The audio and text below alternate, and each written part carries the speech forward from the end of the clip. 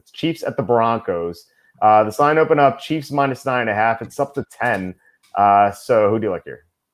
I kind of like the Broncos to cover here. I wrote that this was an interesting line because the Broncos just coming off a win over the Patriots, but the Chiefs beat the Bills. So I guess those kind of wash each other out. I thought this line was going to be a little bit closer and the Chiefs were going to, be a better play here. But I think 10 points to the Broncos just seems like too much. They're getting a little bit, Drew Lock didn't look particularly good against the Patriots, but he was there and he was able to move the ball. And if he didn't have some late turnovers, they would have handily beat the Patriots. And I think the Chiefs are clearly the superior side from a talent standpoint, but they could be in maybe for a little bit of a letdown because they just beat the Bills on primetime and national television. And now they're going to play the Broncos, who their record may not look good, but, they've dealt with a lot of injuries this year.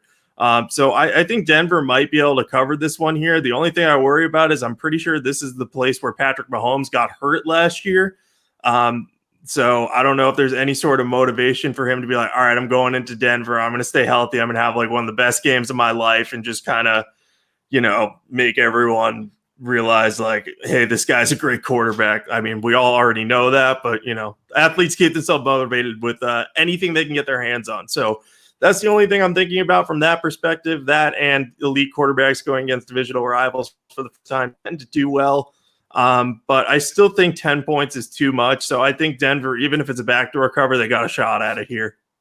Yeah, I think so too. This line's way too high. So people are looking at Denver's record, and it's an underwhelming 2-3.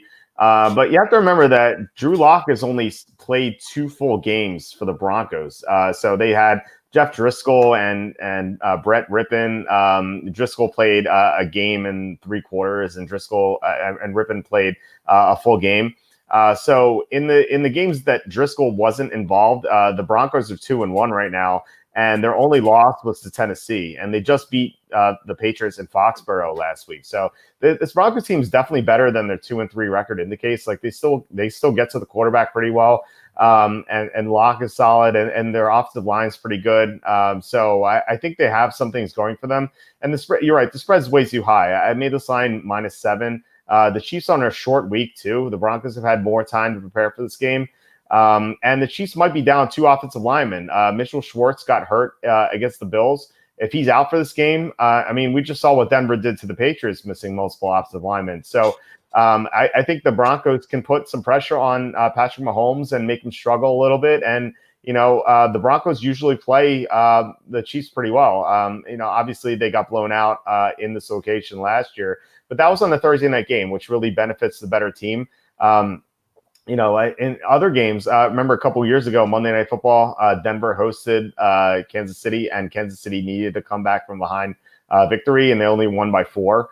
So I think the Chiefs will probably win this game between like 3 and 7 points. So, to get +10 with the Broncos, especially if Schwartz is out, I think it's a good bet.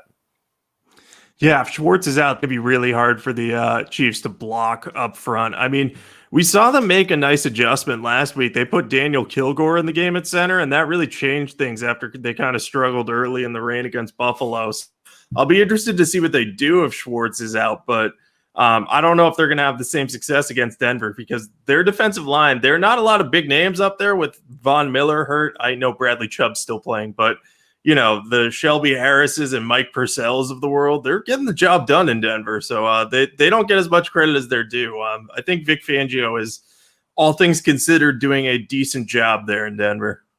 Yeah, he has the defense playing well. They have a bunch of like no-name guys except for Chubb, but they're all playing well, and they held the Patriots to 12 points, which obviously the Patriots are down so many linemen, but I still thought it was impressive. And if the Chiefs are down multiple linemen, I think Denver should be able to cover.